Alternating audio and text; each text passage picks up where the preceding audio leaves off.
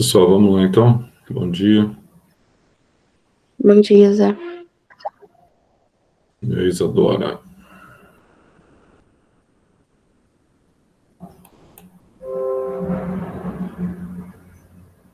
Só ampliar aqui onde nós paramos ontem.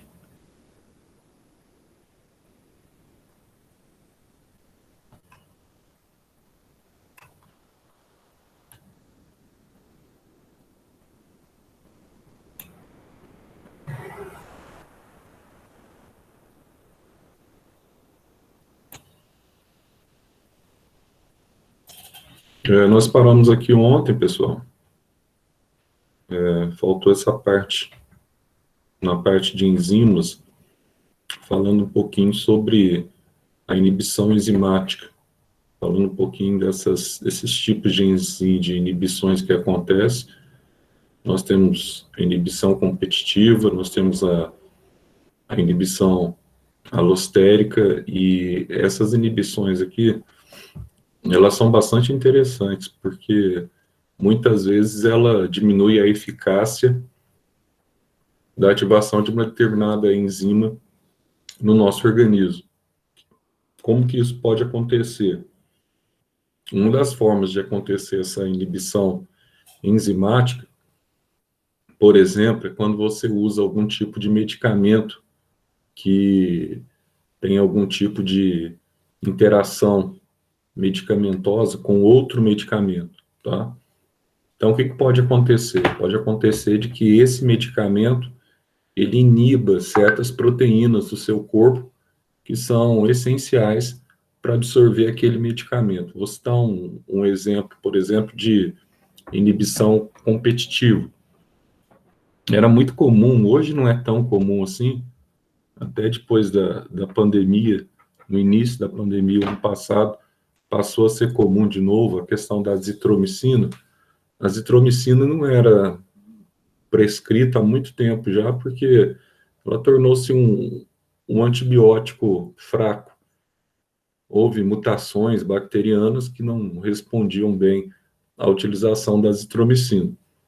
Mas aí, depois do início da pandemia, eles começaram a testar a azitromicina com efeito germicida geral. O que é isso?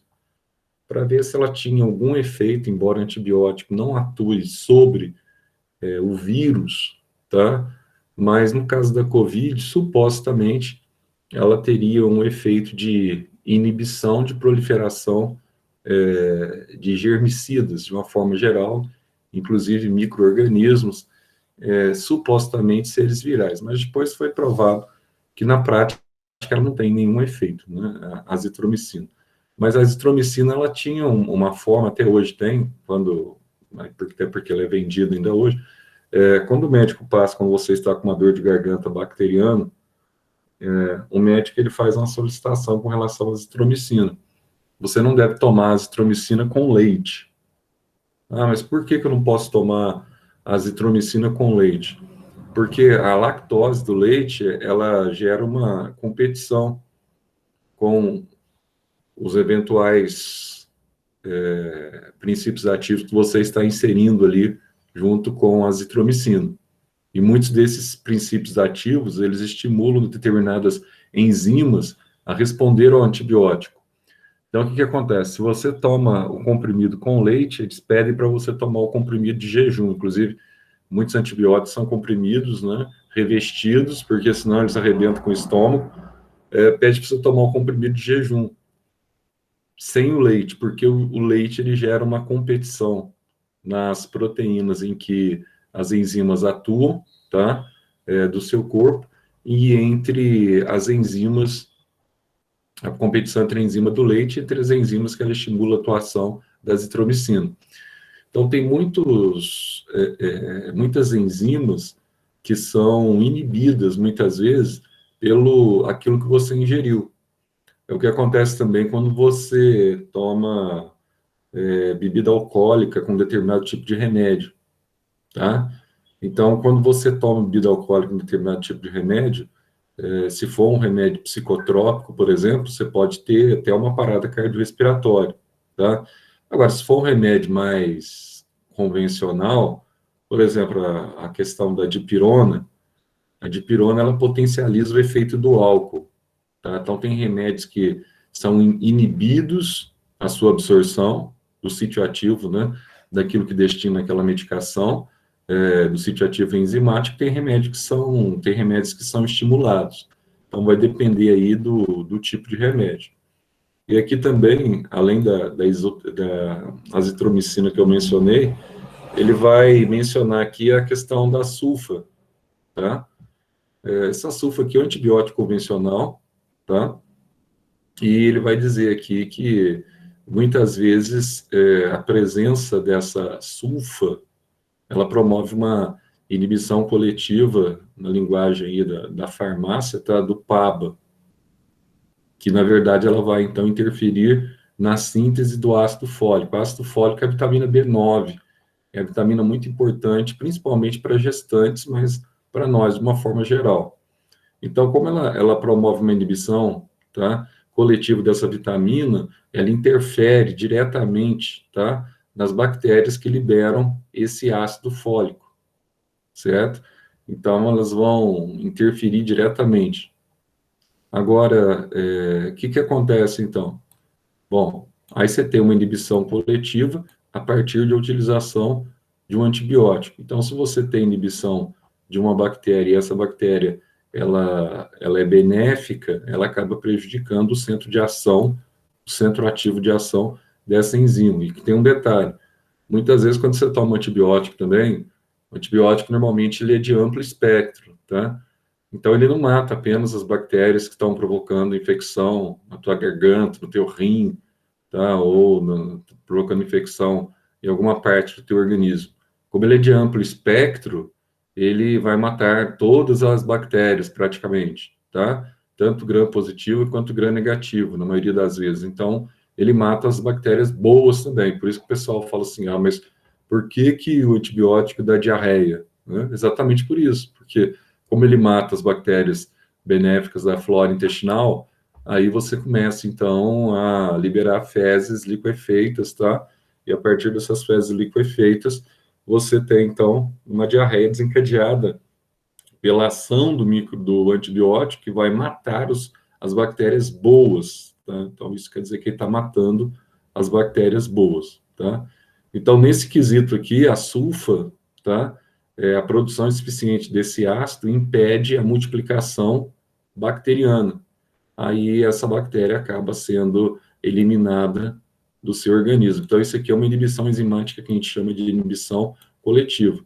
E aqui você está vendo, tá, as formações aqui da enzima e a sua relação com o substrato. É a mesma coisa que nós vimos para a proteína, tendo em vista que as enzimas, ela apresenta aqui uma situação interessante, por quê?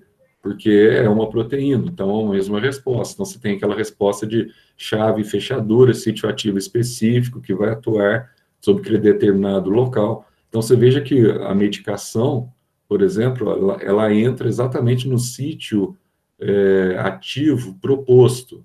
Ela tem um sítio ativo aqui, uma chave exata para ela entrar, tá? Então, aqui você tem essa questão dessa bactéria, e você tem outra questão que ele cita aqui também, o cianeto. Só que o cianeto, ele é interessante porque, o que ele faz?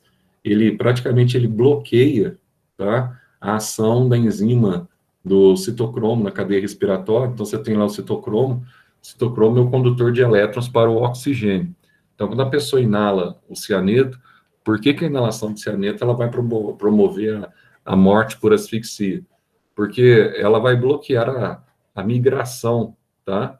A migração de elétrons na cadeia respiratória. Por que você tem os elétrons migrando na cadeia respiratória? 2 elétrons. Para que o oxigênio que ele entra na mitocôndria na forma gasosa, ele tem que ser ionizado. Como ele tem que ser ionizado, ele vai reagir com 2H+, para formar o produto, né, da cadeia respiratória, que é a água, que é o produto final da respiração. Então, como o oxigênio não recebe os 2 elétrons, pela ação, por exemplo, do citocromo, que bloqueia, que quebra a cadeia respiratória no citocromo A3, o que vai acontecer, então? Você vai ter, então, a não oxidação do oxigênio. não vai formar água. Então, o oxigênio, ele continua o oxigênio molecular, o oxigênio gasoso, com NOx zero, tá? Ele não recebe, ele não ganha os 2 elétrons característicos dele. Então, ele não forma água, a cadeia respiratória, ela não termina, tá? Como ela não termina, ela é quebrada antes de terminar. Então, a pessoa não consegue absorver o oxigênio gasoso na sua célula. Então, a pessoa vai ter um quadro que a gente chama de asfixia, tá? Ela começa a ter asfixia celular múltipla por inalação de cianeto. Isso é refletido quando a pessoa começa a liberar aqui um monte de espumas pela boca, etc., tal, até vir a óbito. Então, o cianeto, ele promove a morte, tá? Por asfixia, e não tem antídoto para o cianeto, como tem, por exemplo, o monóxido de carbono, tá? Então, é muito complicado a questão do cianeto. Então, um tipo de inibição também enzimática. Aqui nós temos a forma da enzima. A única diferença aqui, nós vamos usar as mesmas nomenclaturas que nós usamos para as proteínas, até porque enzima é um tipo de proteína, né? Então, quanto a isso, não muda absolutamente nada. Então, aqui nós vamos ter as enzimas que nós chamamos de enzimas conjugadas, tá? Que seria o equivalente às proteínas complexas que nós vimos. Então, quando isso acontece? Quando você tem um grupo peptídico ligado a um grupo prostético, tá? Mesma coisa lá. Então, o princípio é o mesmo, certo? Então, esse grupo está ligado a um grupo prostético, e esse grupo prostético aqui pode ser uma vitamina, tá? Pode ser um outro substrato com composição diferente de uma cadeia peptídica, ou até mesmo da cadeia que nós chamamos de cadeia, tá? De aminoácidos. Então, ó, essa parte que realmente é uma enzima, que tem a parte proteica, a gente vai chamar essa parte aqui de apoenzima, tá? Já o grupo que nós chamamos aqui de grupo prostético, pode ser um metal, então pode ser um outro grupo específico, quimicamente falando, tá? A gente vai ter um outro nome, a gente vai chamar ele de cofator ou coenzima. E é muito comum a gente ouvir esse nome de coenzima. Por quê? Por exemplo, as vitaminas, na verdade, elas são, na sua maior parte, elas atuam também como coenzimas. O que significa isso? Coenzimas. Coenzima seria uma espécie de ativadoras metabólicas, tá? Ela desencadeia a ativação de parte dos nossos metabolismos. E muitas vezes, no caso das vitaminas, que a gente vai ver daqui a pouco, elas são necessárias, tá? Na presença de um grupo prostético. Senão elas não atuam, embora sejam compostos orgânicos. Elas não conseguem atuar sem a ação de um cofator. Você tem a coenzima e você precisa de um cofator. Qual que é o cofator nesse caso? Ah, meu cofator, por exemplo, são sais minerais. Todo o complexo vitamínico, a gente vai falar daqui a pouco sobre isso, ele necessita da ação conjunta de sais minerais para aumentar a velocidade da reação, tá? Então, é um detalhe bastante interessante que acontece. Então, a gente vai ver aqui alguns cofatores, né, que na verdade são substâncias inorgânicas também, que podem ser metais, como cálcio, potássio, zinco, o manganês, etc. Tal. Então, muitas vezes essas enzimas conjugadas, quando você tem aqui a apoenzima associada ao cofator, que vai estimular aqui a reação e a ação dela metabólica, nós vamos chamar ela de enzima total. Ou seja, o que é uma enzima total? É o que nós chamamos de holoenzima, ou enzima total, tá?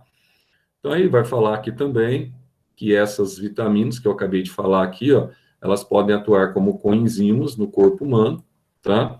Ele dá o exemplo aqui das vitaminas do complexo B, a gente vai estudar a B1, tiamina, B2, riboflavina, a B3, nicotina, a B5, ácido pantotênico, a B6, piridoxina. A gente vai estudar a B9, que eu acabei de falar, o ácido fólico, que é muito importante no período da gestação, inclusive, para a formação da região encefálica. A gente vai estudar a B12, tá? Que é a cianocobalamida, que é importante também para o metabolismo cerebral. Então, a gente vai estudar do complexo B e as vitaminas hidrossolúveis e as vitaminas lipossolúveis. Daqui a pouco a gente vai ver quais são as diferenças dessas vitaminas e qual que é a importância dessas vitaminas. Então, aqui você tem algumas vitaminas, ó, olha só. Aqui eu tenho propriamente o que nós chamamos aqui, ó, da enzima, que é a apoenzima. E aqui você tem a parte não proteica dessa enzima. Então, aqui eu tenho o cofator e tenho o reagente. Veja que você tem a mesma situação aqui, ó, tá? Porque esse cofator aqui, ele vai estimular a velocidade da reação, tá? Então, ela precisa para estimular a velocidade da reação. Por isso que você fala, se você está com uma avitaminose muitas vezes, você começa a perder algumas capacidades, tal, né? Então, falta de vitamina B te dá uma como é que chama? Uma anemia ferropriva, alguma coisa do gênero. Então, está faltando vitamina, então a velocidade, muitas vezes, das reações metabólicas em função das enzimas, ela diminui. Está vendo que você tem um sítio ativo aqui, ó, tá? Da apoenzima, para ela receber exatamente o cofator e o reagente. Então, você tem aqui, como se fosse uma chave, uma fechadura, ela entra e aqui ela vai formar, então, uma enzima ativa e completa, tá? E depois que ela atua, ela consegue liberar, então, o seu produto.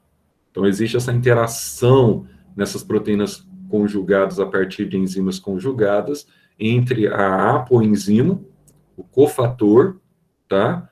E também a formação da aloenzima e a ação conjunta para liberar o produto na sua hidrólise enzimática. E aqui na respiração celular nós temos muito também essa questão de enzimas alostéricas, não só na respiração celular, mas em grande parte do nosso metabolismo. Como é que funciona isso? Vou dar um exemplo simples aqui, clássico, tá? De enzimas alostéricas. Como é que nós enxergamos isso, Zé? Bom, muito fácil. Por exemplo, vamos resumir. Na respiração celular, você tem 3 etapas. Você tem a primeira etapa, que é a etapa que nós chamamos de etapa anaeróbica, que é na ausência absoluta de oxigênio, que ocorre fora da mitocôndria, que é no citosol da célula. Ali, por exemplo, resumindo, a glicose é quebrada em 2 moléculas de um composto com 3 carbonos, que é o ácido pirúvico, que é um ácido, na verdade, cetocarboxílico, ou seja, ele é representado por um grupo cetona e um grupo carboxílico, tá? Então, todo esse processo de quebra da glicose fora da mitocôndria, ela é feita na ausência de oxigênio. Então, a primeira etapa, anaeróbia. Então, a primeira etapa da respiração aeróbia é feita de forma anaeróbia, resumindo a óbvio. A segunda etapa é feita na matriz mitocondrial, tá? Na presença de oxigênio durante o ciclo de Krebs, onde esse piruvato ou esse ácido pirúvico, ele sofre descarboxilação, ele tinha 3 carbonos, passa a ter 2, tá? Ele é levado para a mitocôndria, e ao ser levado para a mitocôndria, o que ele faz? Tá? Ele vai, então, entrar em contato com ácido oxalacético, que já está dentro da mitocôndria, composto com 4 carbonos, com mais 2, tá? Da acetilcoenzima A, que é formado a partir da descarboxilação, ele funde e forma o ácido cítrico, que é o mesmo ácido da laranja. Ali você tem uma série de reações metabólicas, com 6 carbonos, até ele ir sofrendo descarboxilações parciais, até ele regenerar um ácido oxalacético. Durante esse processo, você tem a produção de 2 ATPs. A gente vai aprender isso mais à frente, no processo de respiração celular. Então, na matriz mitocondrial, você produz 2 ATP na presença de oxigênio. E nas cristas mitocondriais, você vai usar todas as vitaminas, todos os compostos orgânicos que foram sintetizados ao longo da cadeia, ao longo do ciclo de Krebs, tá? Se você vai utilizar para a cadeia respiratória e vai produzir mais 34 ATPs. Então, no fim, você tem 2 ATPs produzidos em situação de anaerobiose, na ausência de oxigênio, 2 ATPs no ciclo de Krebs, na presença de oxigênio, e 34 ATPs na cadeia respiratória. Então, vai dar 38 ATPs no total. O que interessa isso? Olhando apenas para a glicólise, onde nós temos uma inibição alostérica, o que acontece? O valor máximo de ATP que você consegue produzir, tá, na glicólise, sob a ação de uma enzima conhecida como desidrogenase, é de 2 ATPs. Não pode superar 2 ATPs. Ah, não pode, Zé? Não pode. É o máximo 2 ATPs. Então, como que acontece a inibição alostérica que impede que a enzima desidrogenase atue na produção de um valor maior do que 2 ATPs? Muito simples, tá? Muito simples. O que o ATP excedente faz? Imagine que você produziu lá 2,2 ATPs, numa situação hipotética. Se você produziu 2,2 ATPs, passou um pouquinho de 2 ATPs. Então, imediatamente após passar do valor de 2 ATPs, você tem o que nós chamamos de inibição alostérica. Então, o próprio ATP, em excesso, ele inibe a ação de uma outra enzima inicial que quebra a glicose em frutose. Qual que é essa enzima? Aí nós vamos chamar essa enzima, quando a gente estiver na aula de respiração citológica, respiração celular, a gente vai ver que essa enzima é conhecida como PFK. E essa enzima, essa parte aqui sobre enzimas alostéricas, eu costumo cobrar muito na prova da Unifenas, tá? Então, ali você tem a enzima PFK. Aliás, cobrei na última prova. Quem que é essa enzima PFK? É a enzima fosfofrutose quinase. Veja só, termina em ase também. Fosfofrutose quinase. O que ela faz? Ela quebra inicialmente a glicose em frutose. Até que no final, ao longo de 11 reações, ela vai quebrar, lá no final, vai quebrar em ácido pirúvico, 2 piruvatos, 2 compostos com 3 carbonos, tá? Então, o que ela faz? O ATP excedente inibe essa enzima e impede essa quebra. Por quê? Porque você já tem ATP excedente, já passou de 2. Então, o que o glicosol, o que o citosol vai fazer?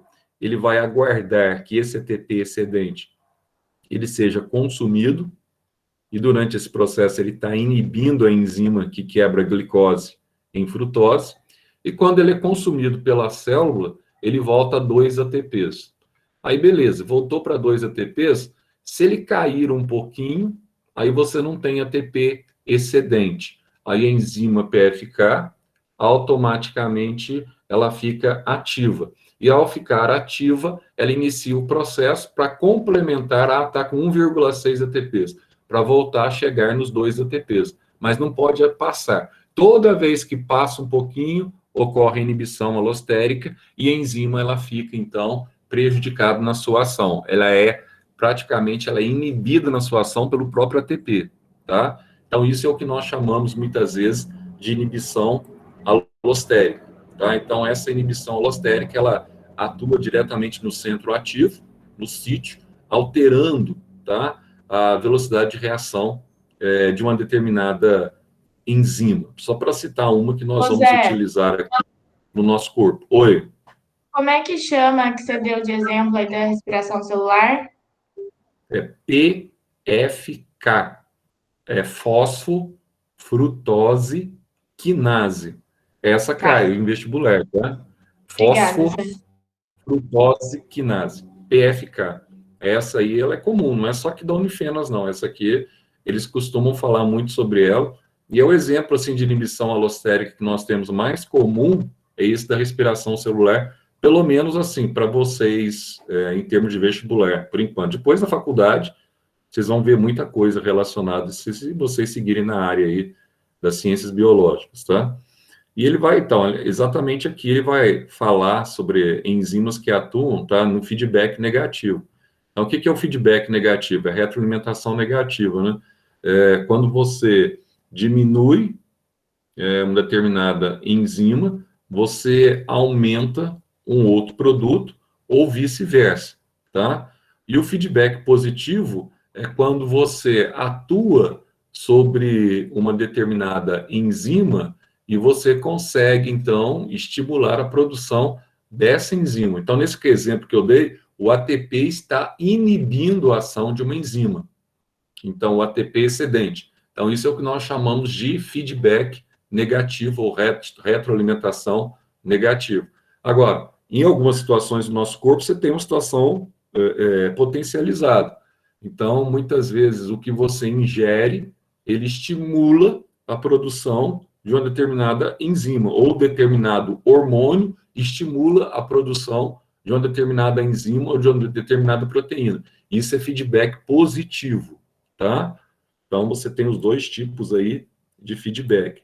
Aqui ele vai mostrar essa questão aqui, ó, do feedback, tá? Então, o que acontece, por exemplo, com a enzima PFK? No caso da enzima PFK, o ATP excedente, ele funciona aqui, ó, ele entra exatamente aqui, ó, como inibidor alostérico, tá? Ah, então ele entra aqui, ele tem um espaço aqui como inibidor alostérico. Tem. Ainda que você tenha o substrato, no caso que eu mencionei, que é a glicose, mas quando o inibidor alostérico ele entra, ele vai inativar a enzima. Então, essa enzima, ela acaba ficando com o sítio dela inativado, tá? Então, você tem uma enzima inativada em circunstâncias do seu organismo aí. Isso também ocorre muito quando você mistura muitos medicamentos. Voltando aqui no início que eu falei para vocês, no início da aula. Então, todo medicamento, quando o médico vai te prescrever, ele tem que ver essa questão de interação medicamentosa. Ele já pensa na questão da interação medicamentosa.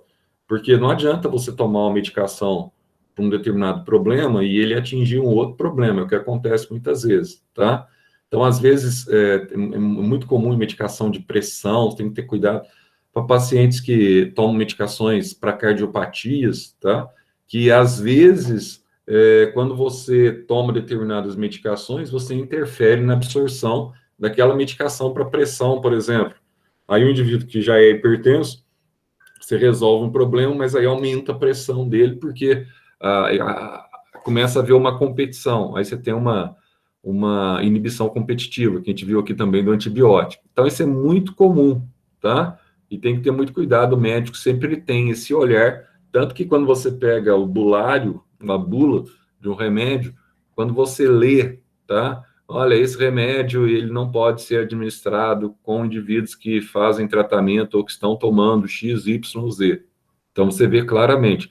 E, normalmente, essas iniciativas é exatamente para evitar a inativação, tá, de certas enzimas que são essenciais no nosso corpo. Então, isso acontece e muito. Agora, quando você mistura, tem gente que mistura, por exemplo, medicações psicotrópicas, tá? Bom, se a mistura é feita pelo médico, não tem problema, né? Mas tem gente que, o brasileiro, infelizmente, ele ainda tem muito daquela coisa, né? Ai, meu amigo falou que essa medicação é boa, ou fulano tá tomando isso aqui, né? Isso aqui é bom, não sei o quê, bababá, então eu vou tomar também. Então, cada caso é um caso. Então, o problema não é o problema do outro, você não sabe suas características, né? Seus problemas, etc. Tal. Ah, então essa medicação que para mim foi bom. Isso é ignorância.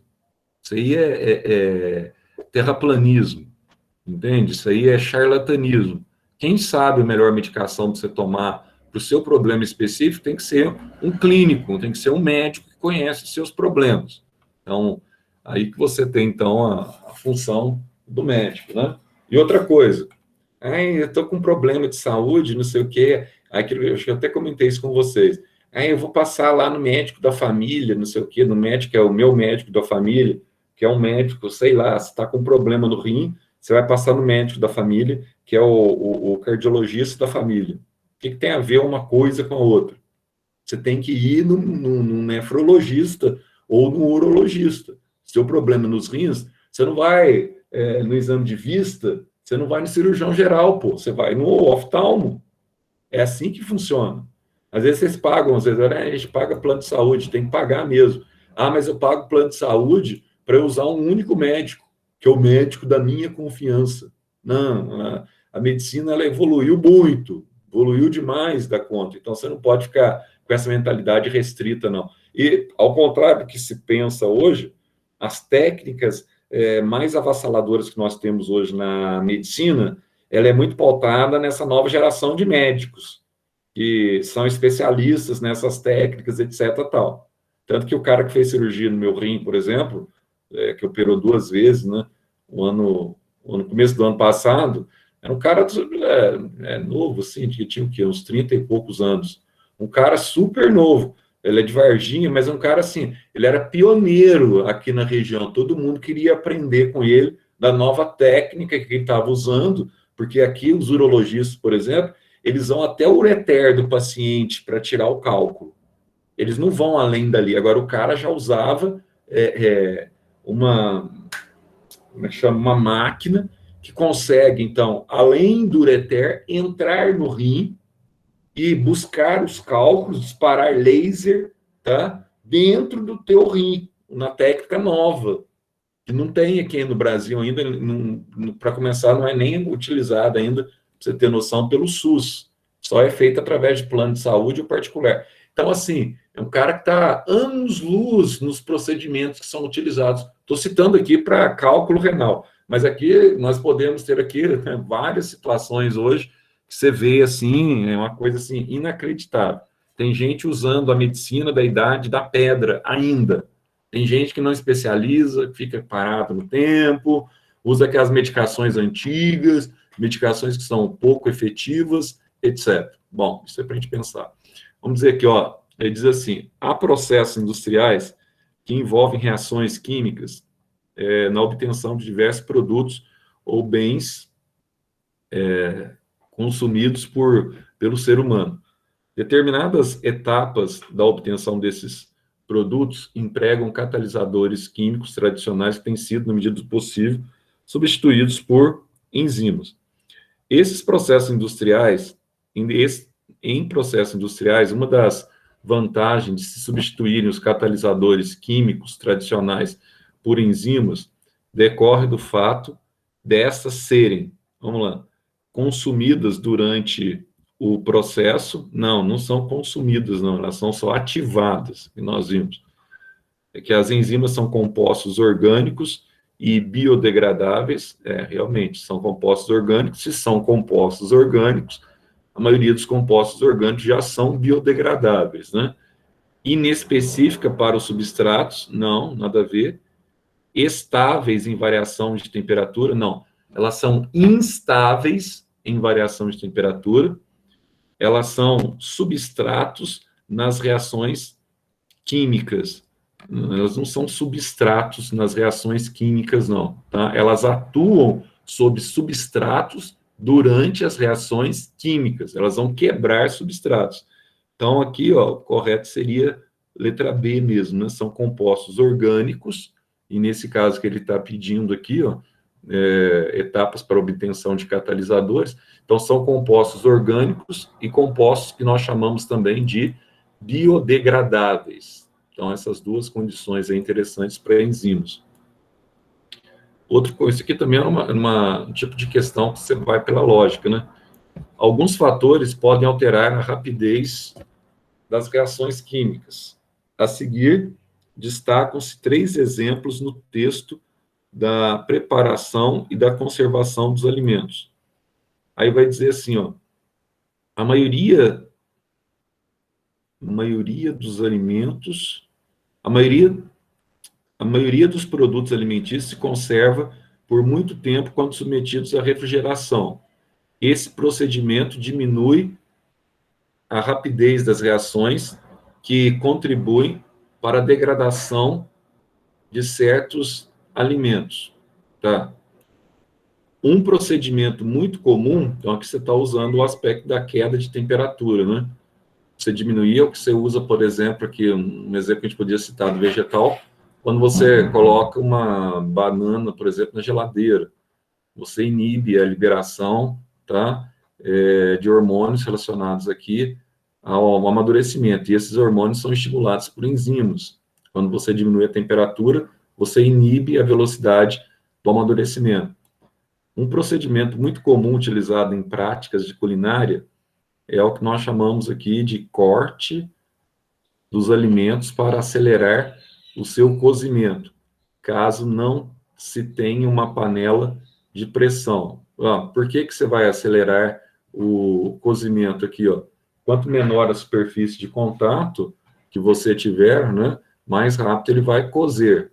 Então, isso aqui é óbvio, né? Você cortar ele mais pequeno, né, se colocar um alimento inteiro desse tamanho para ele cozer, até ele cozer o centro dele vai demorar muito, né? Agora, se você fracionar, você diminui a superfície de contato, você favorece o cozimento mais rápido. Bom, aí diz assim, na preparação de iogurte, adicionam-se ao leite bactérias produtoras de enzima, que aceleram as reações envolvendo açúcares e proteínas lácteas. Então, aqui elas estão acelerando, então elas estão acelerando a velocidade de reação. Então, se ela está acelerando a velocidade de reação, ela funciona aqui como se fosse um cofator, tá?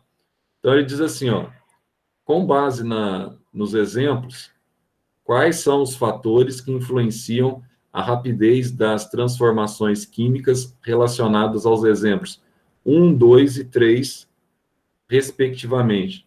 Primeiro, então, é refrigeração. Envolve temperatura. Primeiro procedimento. Aqui envolve diminuição da superfície de contato, né? Isso, você vai diminuir a superfície de contato do alimento para favorecer o cozimento. E aqui, a única que realmente está relacionada com enzima aqui, ó, você está usando um cofator para acelerar a velocidade de reação. Portanto, você está utilizando aqui um catalisador, tá? Para formar a sua holoenzima a partir da apoenzima, você usa um cofator ou um catalisador para acelerar a velocidade da reação. Então, temperatura, superfície de contato e catalisadores. Então, aqui a gente marcaria letra C, tá? Então, tá correto aí a letra C. Agora, vamos ver o 3 aqui. O 3 vai dizer assim, ó. A maioria das reações metabólicas de um organismo somente ocorre se houver a presença de enzimas.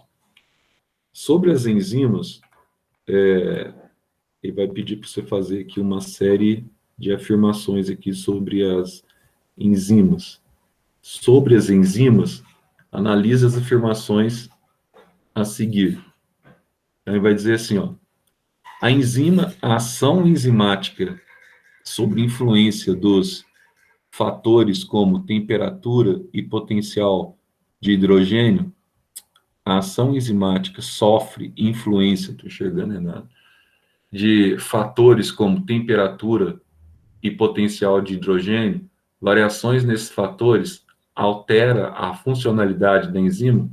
Como a enzima é uma proteína, alteração na temperatura, alteração no pH, que é o potencial de hidrogênio, ela é uma proteína, altera diretamente a sua ação. Isso a gente cansou de falar ontem. Sobre enzimas. São formadas por aminoácidos e algumas delas podem conter também componentes não proteicos adicionais. Por exemplo, carboidratos, lipídios, metais ou fosfato. Isso aqui são os cofatores que nós falamos, né? Então, você tem aqui metais, você tem gorduras, você pode ter carboidratos que estão ligados à apoenzima e que são responsáveis pela formação da holoenzima. Aí vai dizer assim, apresenta alteração em sua estrutura após a reação que catalisam, uma vez que perdem aminoácido durante o processo. Não, elas não perdem aminoácido durante o processo e elas não apresentam alteração na sua estrutura. A apoenzima, ela vai ser preservada e apenas o produto ele vai ser liberado da holoenzima, tá? Então, isso aqui está errado. Aí vai dizer assim, ó, a ligação da enzima com o seu respectivo substrato tem elevada especificidade. Então, como é uma proteína, ela entra naquele enquadramento de chave e fechadura. Assim, alterações na forma tridimensional da enzima pode torná-la não funcional, porque impedem o encaixe do seu centro ativo, tá, ao substrato. Então, se ela sofrer uma deformação, ela perde a sua função. Isso aqui está correto. Então, a única que está errado aqui, ó, é número 3. Número 3. Então, 1, 2 e 4. Acho que é isso mesmo, né? Número 3. 1, 2 e 4. Correto. Então, aqui eu marcaria letra A, tá? Então, a 1, 2 e 4, você tem aqui como alternativa correta. E...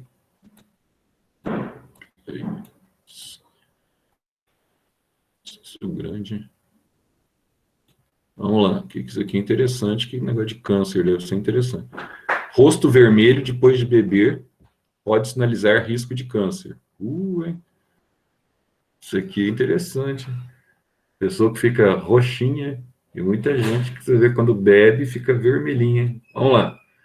Manifestação está ligada à deficiência enzimática no metabolismo do álcool. A pessoa, acho que aquelas pessoas são fracas, né, para beber, um pouquinho que bebe, já fica meio alterado. Essa resposta do fluxo sanguíneo, que pode acompanhar náusea e batimentos cardíacos acelerados, é causado principalmente por uma deficiência herdada de uma enzima chamada de ALDH2. Isso aqui é legal, hein? Uma característica compartilhada por mais de 1/3 da população de famílias do leste asiático. Sabia disso, não. Interessante isso. Ó, japoneses, chineses são um povo amarelo, né? Ou coreanos. Mesmo meia garrafa de cerveja já pode deflagrar a reação. Dá uma olhada nisso aqui, é do ano passado, ó, 28 de julho de 2020, no G1. Legal. Aí vai dizer assim, assinale a alternativa que caracteriza a ação das enzimas, né? Então, vamos lá. Mantém baixa a velocidade das reações químicas. É um cofator inverso. Ela aumenta a velocidade das reações químicas. Misturam-se aos produtos formados sendo consumidos na reação. Elas não são consumidas na reação e liberam a apoenzima a partir da holoenzima, quando ela associa-se ao cofator, depois ela vai liberar o produto formado, não misturar-se ao produto formado. Reduzem a energia de ativação das reações químicas. Bom, nesse caso aqui, ó, que está dizendo aí que a pessoa ela começa a desencadear esses problemas, etc. tal, então essa enzima, deficiência herdada, chamada uma característica compartilhada, blá, blá, blá, então ela vai ter a deficiência dessa enzima, ela tem essa resposta no metabolismo do álcool, né? Então ela vai reduzir, nesse caso aqui, a energia de ativação das reações químicas, tá? São produzidas de acordo com a informação contida no RNA, não necessariamente, pode ser também informações ribossômicas, atuam como estabilizadores inorgânicos nas reações. Você não pode considerar apenas como estabilizador inorgânico nas reações. Então, ela atua de uma forma geral, tá? As enzimas, não só como estabilizadores, mas elas atuam como o que nós chamamos aqui de catalisadores biológicos, tá? Então, se elas atuam como catalisadores biológicos, ela estimula e ela acaba que atuando, muitas vezes, na inibição ou na redução daquilo que nós chamamos de ativação das reações químicas, tá? E aumentando a resposta, muitas vezes, do nosso organismo em função daquela ativação. E nesse caso específico aqui, ó, essa enzima, o que ela está fazendo aqui, ó? Ela está dificultando, tá, que o indivíduo ele consiga eliminar o excesso de álcool do corpo. Então, ela está dificultando, por uma questão genética entre os amarelos, que o indivíduo consiga liberar o excesso de álcool do corpo. Então, aqui, nesse caso específico proposto pelo enunciado, elas estão, então, reduzindo a energia de ativação e dificultando a liberação do etanol. Beleza. Agora,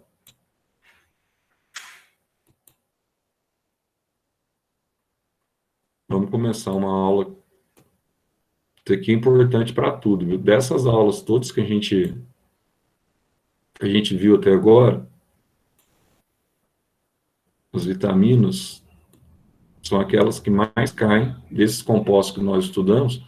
Vitaminas, lipídios, cai também, carboidrato, alguma coisa relacionada ao glicogênio, metabolismo. Vitamina é extremamente importante, tá? Por causa da sua associação que nós temos na alimentação. Então, a gente vai começar falando um pouquinho das vitaminas e como é que elas estão presentes ao longo do ciclo de Krebs durante, tá, a respiração celular.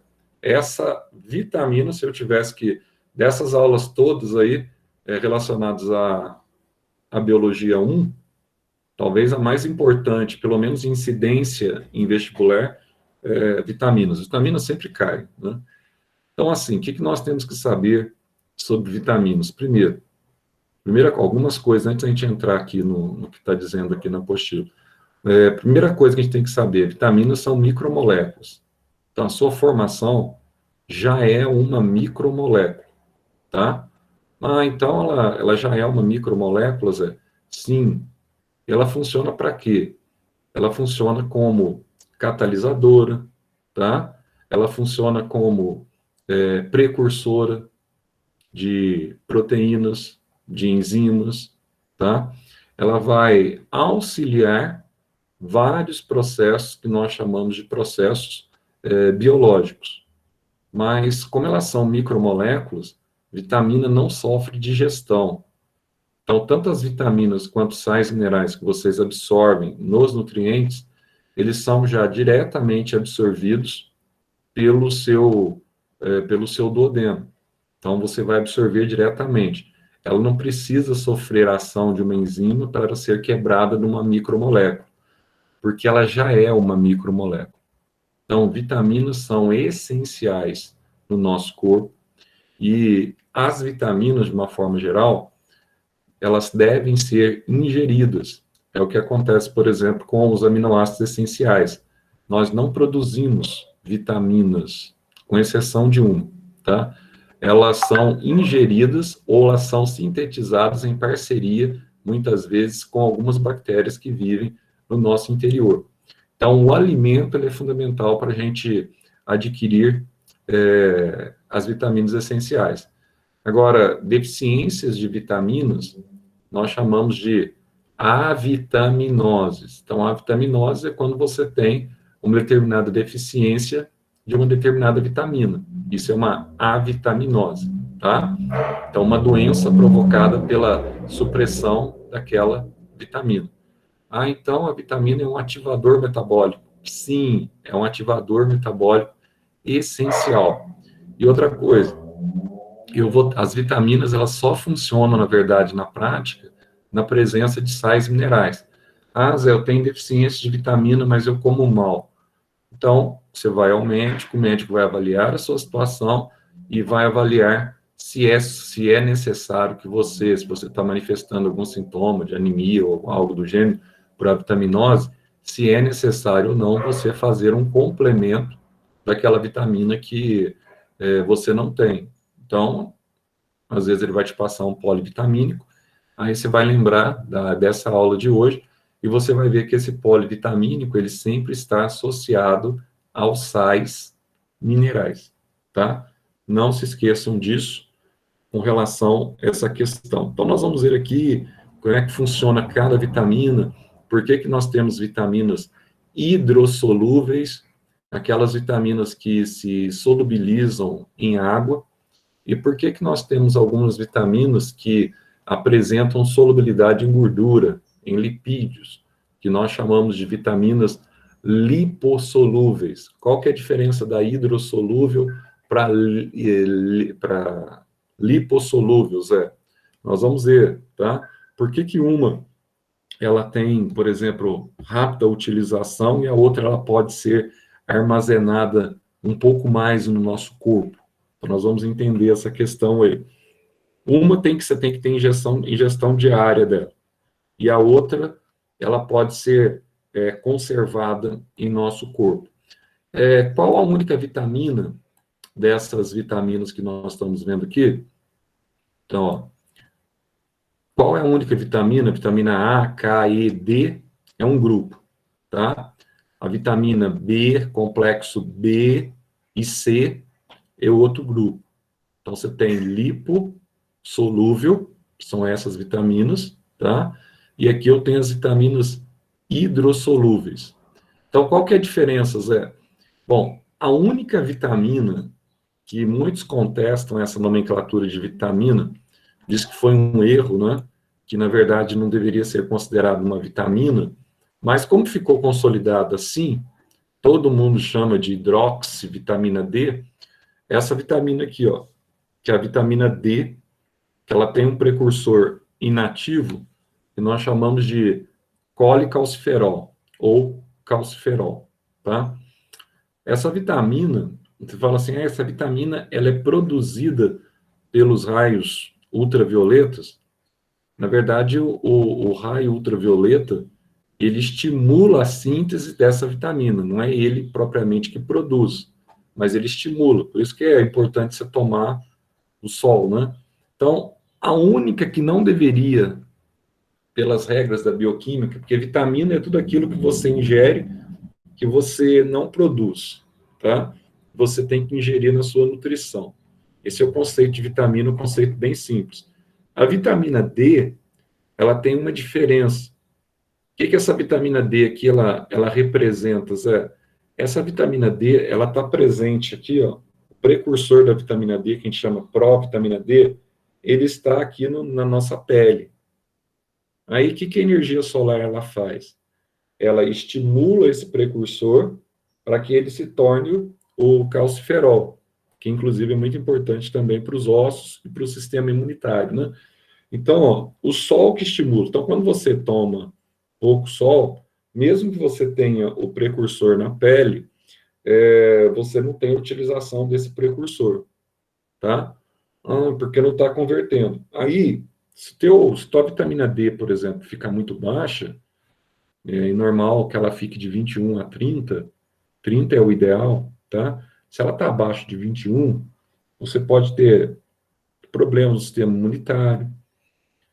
Depois de uma certa idade, você pode aumentar o risco de ter câncer, tá? Hoje eles associam muito, quase todos os médicos, eles pedem hoje para ver como é que está a sua vitamina D, pensando no seu estado imunitário, estado ósseo, tudo, e no estado futuro seu.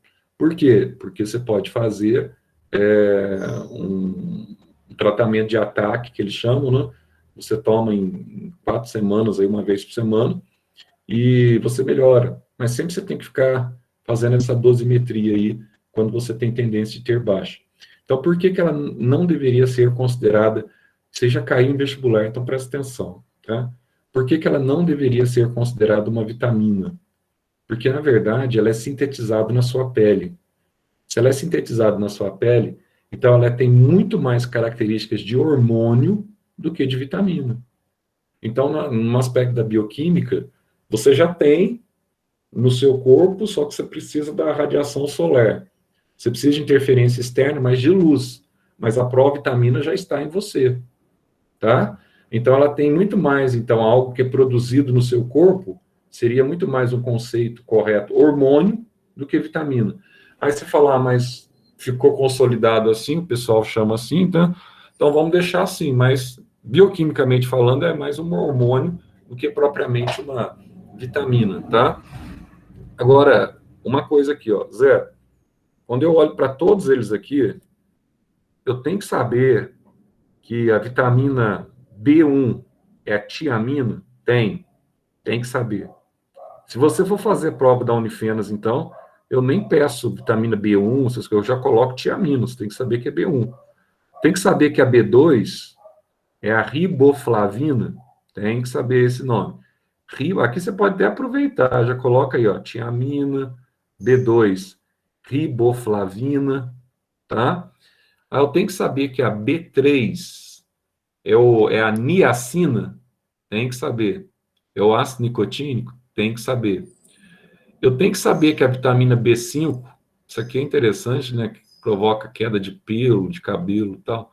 É o ácido pantotênico, tem que saber. Ácido pantotênico, vitamina B5, tá?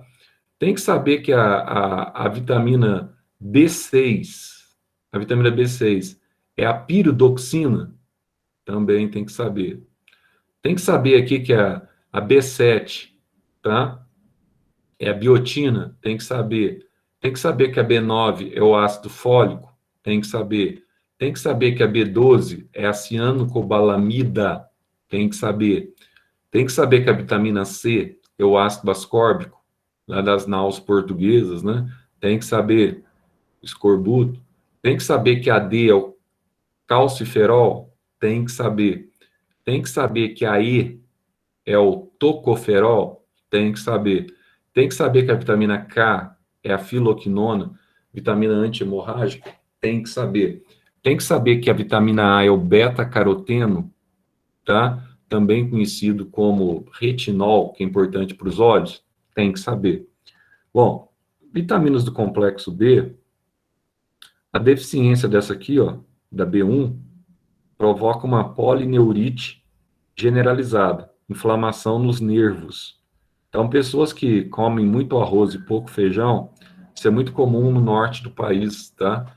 Eles têm um hábito, muitas vezes, às vezes o feijão é muito caro também, eles acabam que não conseguindo comprar.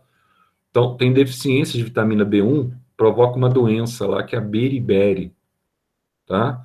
Que é a polineurite generalizada. Pessoas que têm problema com a vitamina B2, a tiamina, que é a riboflavina, então, aliás, tiamina é B1, B2 é a riboflavina. E, geralmente tem inflamação na língua, que a gente chama de glossite, a língua fica inflamada, e tem aquelas feridinhas aqui no canto da boca, ó, que não é herpes. Pode ser herpes, mas pode ser também deficiência imunitária, tá? Deficiência na vitamina B2. Pessoas que têm deficiência na vitamina B3, ela pode ter aqui, ó, é a vitamina dos 3Ds, né? Ou a niacina ou ácido nicotínico. Ela pode ter diarreia, demência e dermatite, tá? Pessoas que têm deficiência na vitamina B5 pode ter queda capilar e queda de pelos no corpo. Isso aqui é o famoso ácido pantotênico, né? Pessoas que têm deficiência na vitamina B6, piridoxina, está relacionado muitas vezes com problemas no sistema nervoso. Todas as vitaminas do complexo B, elas atuam no sistema nervoso, tá? E pode estar relacionado com problemas na pele também. B7 está relacionado com a pele, B9 com a gestação, B12 está relacionado com anemia. Aquela anemia que a gente fala de anemia perniciosa é uma anemia desencadeada por deficiência da vitamina B2, que atua também em consolidação para a formação das hemácias, tá? Então, a pessoa pode ter aqui uma deficiência de B12, ela tem que tomar a vitamina do complexo B, principalmente a B12, para aumentar a B12, para resolver esse quadro anêmico que ela possa eventualmente estar passando. Aí o ácido ascórbico, Zé, isso aqui é a vitamina C. Isso aqui provoca aquela inflamação na gengiva, deficiência. Lembra lá que os portugueses, eles estavam morrendo, né, quando vinha para o Brasil, tinha aquela doença conhecida como escorbuto, que você vê muito na história. Aí como é que eles resolveram essa doença aqui, ó? Resolveram com frutas, tá? Frutas cítricas. Então, aqui é interessante, não sei se você viu aqui, ó, aqui do lado de cada vitamina, ele coloca aqui, ó, quais são as fontes dessas vitaminas, tá? Então, aqui, ó, vitamina C, deficiência na vitamina C, problema no sistema imunitário, queda no sistema imunitário. Aí você come aí, ó, aqui já tem mamão, abacaxi, frutas cítricas aqui de uma forma geral. Vitamina D, então, para os ossos, colecalciferol, serve para os ossos, para o sistema imunitário e para prevenir o câncer, de certa forma, tá? Quando você tem um sistema imunitário reforçado, você previne o câncer. E aqui você tem as fontes aí de vitamina D. Vitamina E, essa vitamina aqui, ela é boa para a pele e também ela é muito estudada para esterilidade em ratos, tá? Então, a vitamina E é o tocoferol.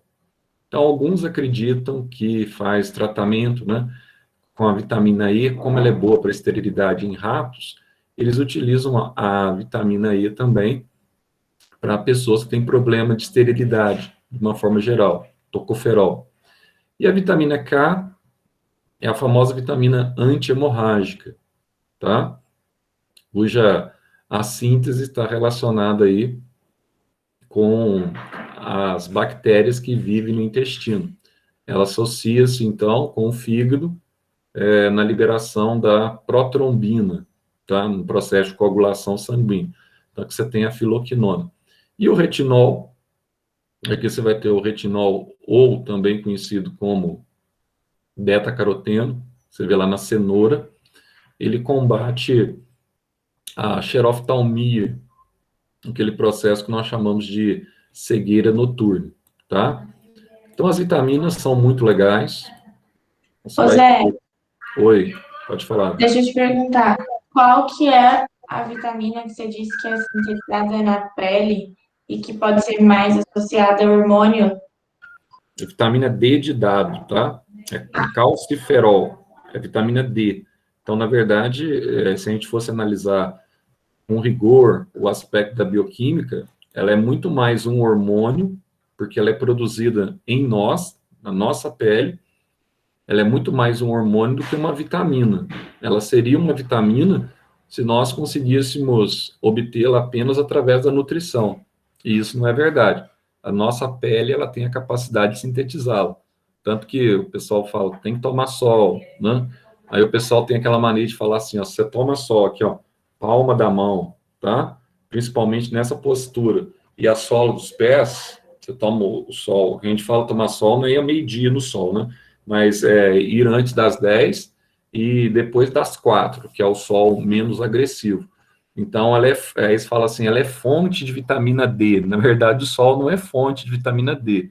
O sol, ele estimula a produção na sua pele da vitamina D. Então, a vitamina D, na verdade, não era para ser encaixada aqui, não. Era para ser considerada um hormônio, tá? Agora, as demais são vitaminas mesmo, tem ação de coenzimas.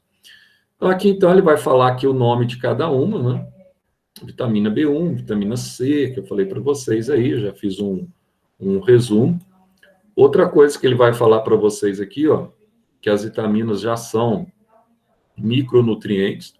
Então, isso aqui é fundamental, porque nesse sentido, se elas são micronutrientes, elas não precisam ser, então, quebradas. Então, você não precisa digerir. Não existe enzimas, está lendo uma questão que eu já li, questão assim, vestibular, o indivíduo ele tenta levar você ao fracasso, ele fala para você que você tem enzimas, determinada enzima para digerir determinadas vitaminas. Não, não existe enzimas para digerir vitaminas, porque elas estão já na forma de serem absorvidas diretamente pelo seu organismo. Então, tipo assim, vitamina não pesa no seu tubo digestório, tá? Ele já recebe e já absorve aquela vitamina rapidamente, assim como ele absorve também a água de uma forma mais rápida, tá? Ele vai absorver essas vitaminas. E aqui também ele vai mencionar que nós temos na nossa dieta a necessidade de adquirirmos uma determinada concentração de vitamina diária. E essa necessidade, ela tem que ser respeitada. Por quê? Se faltar determinadas vitaminas, você vai ter o que nós chamamos de hipovitaminoses, ou um outro nome que nós chamamos é de avitaminoses, tá? Avitaminose. Então, hipovitaminose ou avitaminose, tanto faz. Naquela lista de exercícios que eu passei para vocês, que foi semana passada, uma postilinha minha, aquilo ali só tem questões da Unifenas, quem for fazer vestibular da Unifenas. E entre aquelas questões da Unifenas, na parte final daquela apostilinha, tem as questões genéticas de populações também, né, que provavelmente vocês viram. Dentre as questões da Unifenas, vocês vão notar que eu cobro bastante vitamina. Vocês vão encontrar naquela lá, não sei se deve ter umas 2 ou 3 naquela lista. Depois, procura lá naquela apostilinha e tenta resolver as questões de vitamina, estilo Unifenas, que é muito parecida com o estilo Unicamp, tá? Então, as vitaminas, elas têm essa ação aqui, ó, antioxidante, isso é muito legal, tá? Então, quando você lê lá no frasco de vitamina, você tem lá, se ela é um antioxidante, ela está te protegendo, precavendo o seu organismo contra os famosos radicais livres, né? Que com o passar do tempo, esses radicais livres aí, eles podem desencadear uma série de falhas metabólicas no seu corpo, tá? E elas atuam nesse processo de oxidação desses radicais, tá? Livres, que te prejudicam. Então, nós vamos ter aqui, ó, algumas vitaminas antioxidantes, são vitaminas do complexo B, tá? As vitaminas C, vai chamar aqui a P, que é um outro tipo que eu vou mencionar daqui a pouco, a A e a E. Então, do complexo B, nós temos aqui as vitaminas que nós chamamos de vitaminas hidrossolúveis, tá? E essas daqui, ó, CPAD, nós temos as vitaminas que nós chamamos aqui de vitaminas lipossolúveis. Então, a gente vai entender qual que é a diferença. Por exemplo, se eu pegar uma vitamina C, que é uma vitamina hidrossolúvel, eu não tenho estocagem dela no meu corpo. Ah, eu não tenho estocagem? Não. Ela é solúvel em água. Então, essa vitamina C, eu tenho que ter uma ingestão diária. Então, assim, tipo, o que eu tomei ontem não serve para hoje, tá?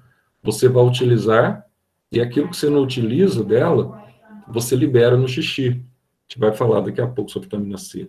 Daqui a pouco eu volto aqui nela.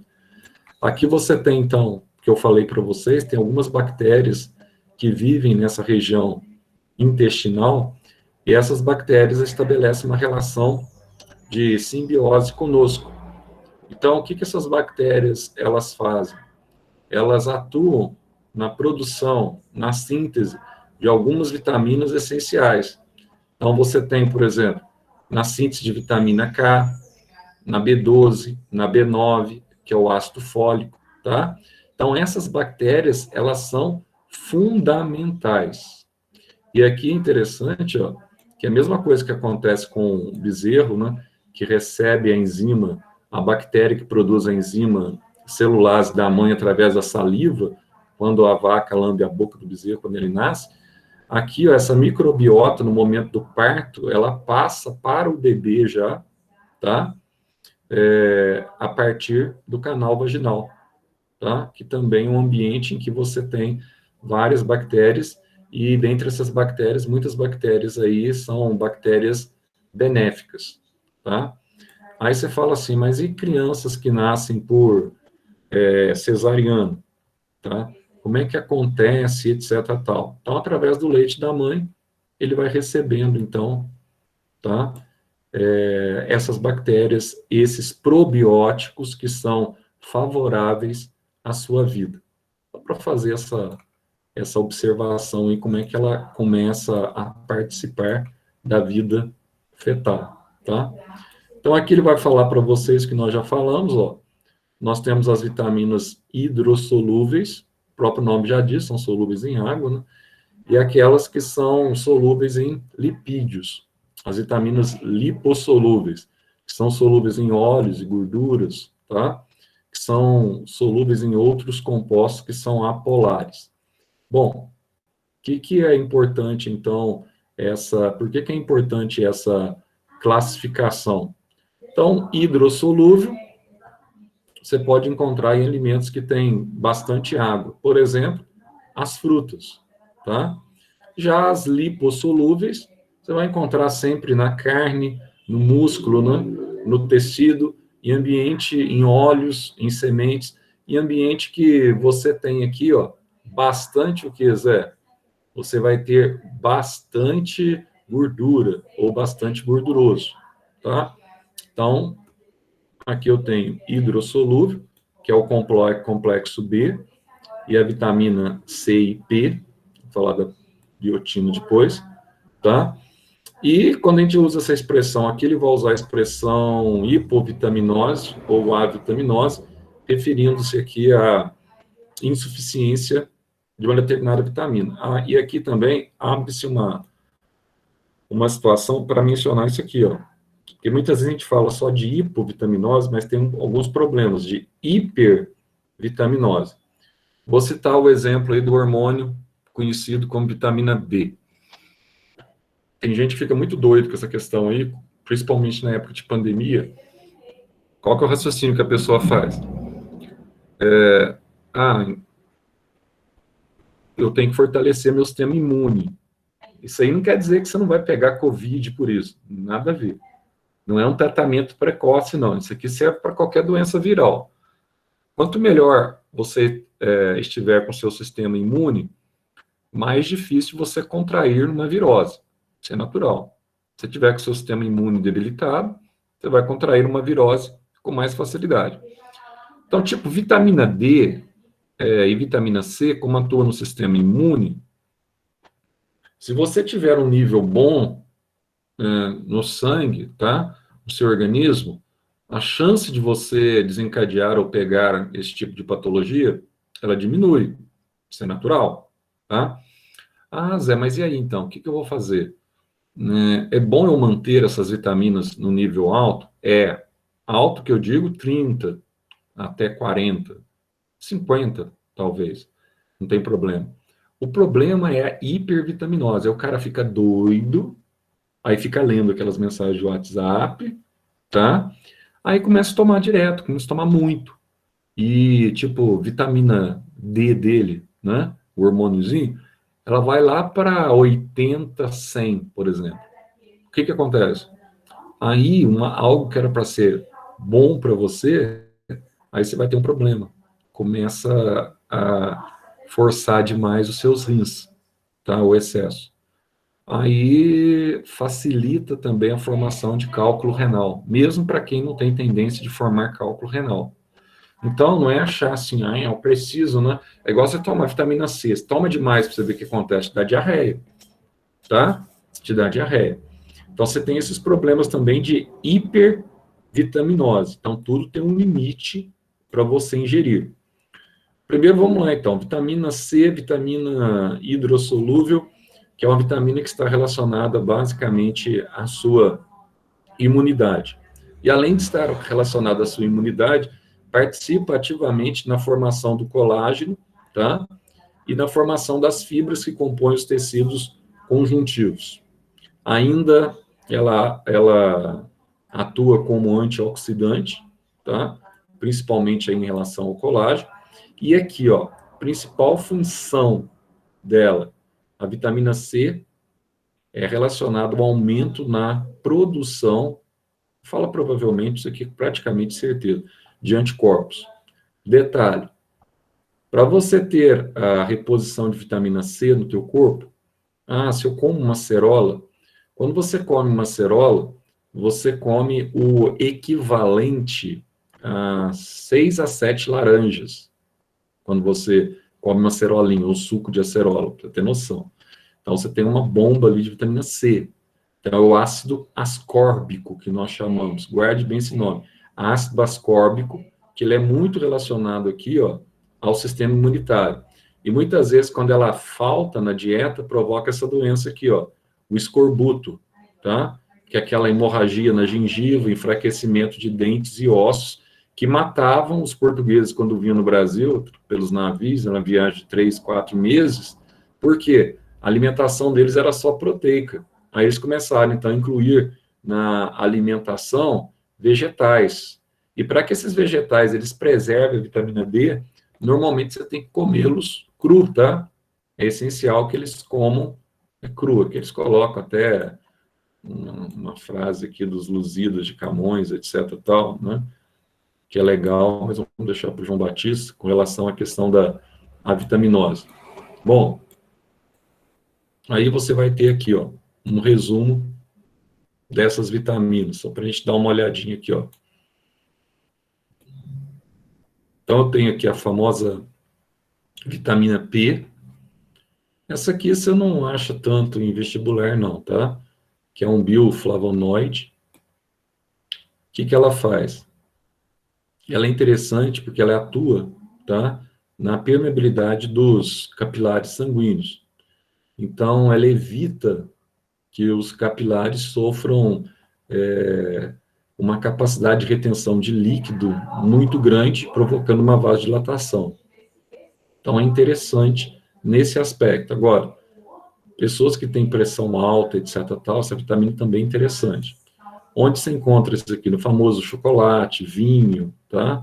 Frutas cítricas, mas é onde você tem aqui os flavocompostos, que a gente chama. Isso aqui é legal, você pode fazer cápsula, inclusive tem uma forma dela, que ajuda a combater o colesterol também, tá? É conhecida como vitis vinifera, que é o nome científico da uva. Você manda manipular cápsulas com vitis vinifera. O que ele representa, aquela cápsula? Representa um flavonoide. Esse flavonoide diminui o colesterol ruim, o LDL do sangue, tá? Então, também, além da questão da permeabilidade excessiva, aí, que vai provocar, muitas vezes, uma bolsa, ou que pode evoluir até para um aneurisma, ela é essencial nesse quesito. Zé, e as vitaminas do complexo B?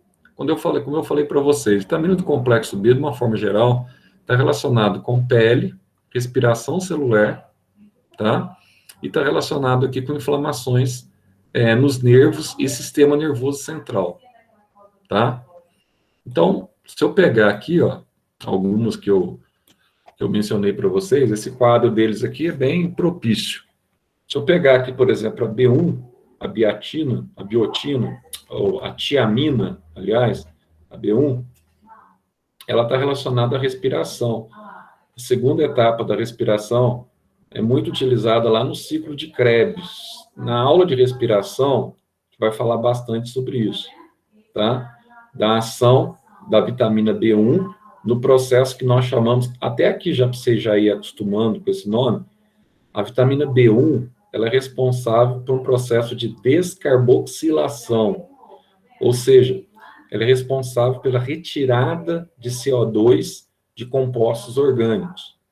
Ou seja, ela vai retirar CO2 para diminuir o tamanho desse composto orgânico. Nesse caso aqui, ó, ela retirou um CO2 do ácido pirúvico e formou um composto, o ácido pirúvico tinha 3 carbonos, ela formou um composto com 2, que é acetilcoenzima A, tá?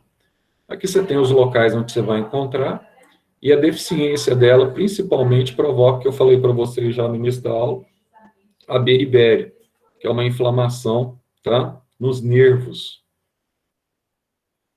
A deficiência de B1 também pode levar a depressão, anorexia, fadiga, pode. Problemas emocionais. Aqui já, ó, riboflavina, a fórmula dela é FADH2. Então, também atua no ciclo de Krebs, tá? Ela vai liberar hidrogênios depois para a cadeia respiratória e elétrons para que esses elétrons sejam conduzidos pelos citocromos até o oxigênio. Aqui você tem, então, ó, leite e derivados. Aqui, ó, o problema dela, ó, inflamações na boca e na língua, tá vendo? Cantinho da boca, a gente chama isso aqui de queilose. E na língua, guarda bem o nome aqui, ó, a gente chama de glossite, tá? E também tem o problema que está relacionado com a vitamina A. Tem pessoas que têm problema com fotofobia, quando você joga luz no olho dela, principalmente farol de um carro, a pessoa ela perde a visão durante alguns segundos, depois a visão volta, né? Que é normal. Aí eu tenho a vitamina antipelagra, que é a vitamina que a gente chama aqui, vitamina PP, ou B3. Hoje ela é mais utilizada B3 mesmo, tá? Que é a famosa niacina, tá? Ou niacinamida, que é a mesma coisa. Ou ácido nicotínico. Então, o próprio nome já diz, a formação dele é a nicotinamida, adenina, dinucleotídeo, fosfato, tá? Então, atua também no processo de respiração celular, principalmente como receptor de elétron, mais encontrado, então, em carne, tá? E em legumes oleosos. E aqui, ó, ela produz, na produção desse aminoácido triptofano, esse aminoácido triptofano ele é fundamental para a formação da serotonina, que estabelece um bem-estar. Então, é vitamina para a pele, a doença das 3 demências que eu falei para vocês, ó. Pelagra é dermatite, né? Então, você tem aqui, ó, pelagra, que é a dermatite, diarreia e demência, que eu falei lá naquelas vitaminas no início da aula. Aqui você tem a vitamina B5, que é o ácido pantotênico, que é um componente também da acetilcoenzima A na respiração celular. E aqui você tem, então, em carnes, ovos e sementes oleosas e verduras. Então, o que ela provoca? Apatia, depressão, distúrbios adrenais, tá? neuromotores, além de prejuízos na síntese de anticorpos. Aqui ele esqueceu de falar um fundamental. Você vai anotar para mim aqui, ó, alopecia, a vitaminose. Alopecia, com C, tá? Alopecia. O que é isso? Queda de pelos, tá? Queda de pelos, provocado muitas vezes pela deficiência de vitamina B5. Vitamina B6, aqui eu vou ter, então, a ação dela no metabolismo também, tá? Então, todas as vitaminas B, complexo B, são vitaminas que nós chamamos de vitaminas hidrossolúveis. E aqui você vai ter, ó, a deficiência dela relacionada à dermatite seborreica nos olhos. Parece uma caspa aqui, ó, tá? Nessa região dos olhos aqui, que é comum. Ela está relacionada aqui a problemas no aumento de ureia no sangue e está relacionado também ao sistema nervoso. A vitamina B8, que é a biotina, ela atua como cofator e atua diretamente com o hormônio GH, também provoca dermatite seborreica. Aqui você tem os alimentos que você vai encontrar, mas ela pode ser responsável também por anorexia, tá? Anemia, dores musculares e palidez. Essa aqui ela é fantástica porque, além de atuar no processo de gestação, além de atuar no processo de cefalização da criança, ela é muito importante para a mulher grávida. O ácido fólico, ele participa diretamente na formação do nosso DNA e do nosso RNA, tá? Então, aqui, ó, junto com a vitamina B12, ela pode provocar um tipo de anemia, que é anemia perniciosa, que também provoca queilose, que é a inflamação da língua, tá? A carência dela é muito comum em mulher grávida, que pode levar a uma má formação do tubo neural. Isso aqui não é Zika vírus, isso aqui é deficiência de vitamina B9. Por isso que mulher grávida, você pode ver que sempre ela tem a condição de ficar tomando polivitamínico, né? Exatamente para evitar que falte vitamina para o feto, tá? Então, não pode deixar faltar vitamina para o bebê. Então, aqui você tem, então, a má formação. E também, quando você tem a parte final da sua coluna lá, em vez dela fechar, solidificar os ossos, tem muita criança que nasce com esse problema aqui, ó. Coluna vertebral na parte final, na parte sacral, ela é bífida, né? Ela é aberta. E isso desencadeia uma série de problemas depois em termos de dores, né? Na coluna com o passar do tempo. E aqui nós temos a vitamina do apetite, né? Quando a pessoa é muito magrinha e o médico ele quer que ela ganhe massa com o tempo, você vai ter aqui a cianocobalamida, cobalamina, ou simplesmente cobalamina, tá? Além de atuar na anemia perniciosa, que eu falei para vocês, ela atua diretamente na síntese de hemácia no sangue, tá? E aqui, ó, você tem até uma medicação, à base da cobalamida, que é o Cobavital, que é muito utilizado para criança que não gosta de comer nada. Aí você dá, então, para criança para estimular o apetite, tá? Também ela está relacionada aqui, essa é mais específica para o DNA, B9 é para a síntese de DNA e de RNA. E também essa aqui, ela está relacionada à produção de hemácias. Zé, o que eu tenho que saber nesse quadro aqui? Eu tenho que saber os nomes do princípio ativo que compõe as vitaminas, suas respectivas funções, de forma bem direta, já objetiva, e você tem que saber aqui, ó, as avitaminoses. Eu tenho que guardar tudo isso aqui? Não, isso aqui normalmente são muito parecidos, tá? O que eu tenho que comer? Então, são muito parecidos, nas hidrossolúveis e nas lipossolúveis. A vitamina A, que provavelmente vai falar da vitamina E, vamos falar um pouquinho falamos das hidro, agora vamos falar um pouquinho das lipossolúveis. A vitamina A, ela é muito importante para a visão e para a pele, tá? Então, tanto que a gente chama aqui, ó, de retinol. Por que esse nome retinol? Porque está relacionado com a retina do seu olho. Então, ela é muito importante para a preservação da sua visão e é muito importante para a preservação da sua pele, para que você tenha uma condição de pele, né, os seus epitélios, tá, sejam mantidos íntegros. Então, assim, ó, no olho humano, que ele vai falar aqui, etc, tal, que ela vai se ligar, permite se ligar aqui a vitamina A, essa proteína opsina. Então, esse complexo em que você tem o complexo retinal, que vem do retinol, tá? Com opsina, nós chamamos de rodopsina. Então, essa rodopsina, por sua vez, ela é exercitada na presença de luz, tá? Então, isso favorece a retina a se portar de uma forma mais concisa na presença de luz, impedindo que haja, por exemplo, problemas relacionados à cegueira noturna, tá? Então, você tem uma resposta melhor à sensibilidade. Quando você tem dificuldade nos bastonetes e nos cones, os cones são responsáveis no fundo do olho pela visão em cores, e os bastonetes são responsáveis pela visão em penumbra. Quando a luz vai diminuindo, você enxerga tudo em preto e branco, né? Quando falta a luz. Então, ó, essa vitamina ela atua diretamente, tá? Nessas pessoas que apresentam uma fraqueza na visão de acordo com a luminosidade, que a gente chama de cegueira noturna. Ou, aqui, se você quiser colocar, chamamos de xeroftalmia, tá? Então, você tem a cegueira noturna e você tem a xerodermia. Aqui ele fala, ó, xerodermia na pele, que é o ressecamento da pele, e a xeroftalmia, tá? Que é a cegueira noturna. Aí vai explicar o olho e como que ela age. Aqui você tem o globo ocular, você tem a retina, tá? Aqui você tem as células que nós chamamos de bastonetes, na região aqui, ó, da retina.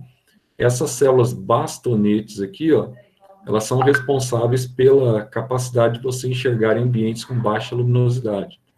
E aqui embaixo você tem os cones, ó. Esses cones são as células que você consegue decifrar as cores.